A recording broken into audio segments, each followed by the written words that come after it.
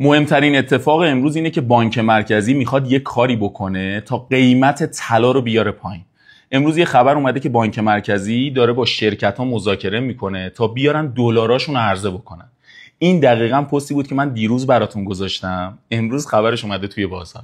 چی بهتون گفتم اگر پتروشیمیا بیان دلاراشون رو عرضه بکنن، این میتونه ترمز رشد سریع قیمت‌ها رو تو این روزا بکشه. حالا ما امروز یه آمار گرفتیم، فعلا خبری نیست، اما گویا صحبت سر چیه؟ سر اینه که این دلاری که شرکت‌ها مجبور بودن بیان تو سامانه نیما رو حدود 71,000 تومان عرضه بکنن ولی تمایلی نداشتن، دارن مذاکره میکنن تا به یه توافقی برسن رو حدود 100,000 تومان بیارن تو تالار دوم تا اینا هم بیان دلارشون عرضه بکنن. و اگر این اتفاق بیفته، اینطوری بانک مرکزی میتونه بازار رو بهتر کنترل کنه. حالا طلا چی میشه؟ ببینید الان حجم معاملات طلا اومده پایین. یعنی چی؟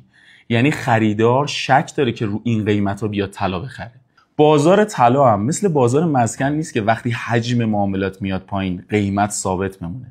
اگر همچنان این کاهش حجم تو بازار طلا باشه، از اون طرفم پتروشیمیا و فولادیا بیان با بانک مرکزی توافق کنن که دلاراشون رو عرضه بکنن، این میتونه باعث یه اصلاح موقت تو بازار باشه. حالا برعکسش هم هستا، یهو میبینی این توافق تو خالی از آب در میاد یا یه خبر سیاسی منفی میاد، اینطوری بازار نه تنها پایین نمیاد بلکه بالاتر هم میتونه بره. حالا تو این روزا هر کدوم از اینا بخواد اتفاق بیفته، ما حتما تاثیرش رو قیمت طلا بهتون میگیم. استوریا رو با دقت دنبال بکنید. این پست هم برای عزیزانتون بفرستید تا بدونن داستان از چه قراره.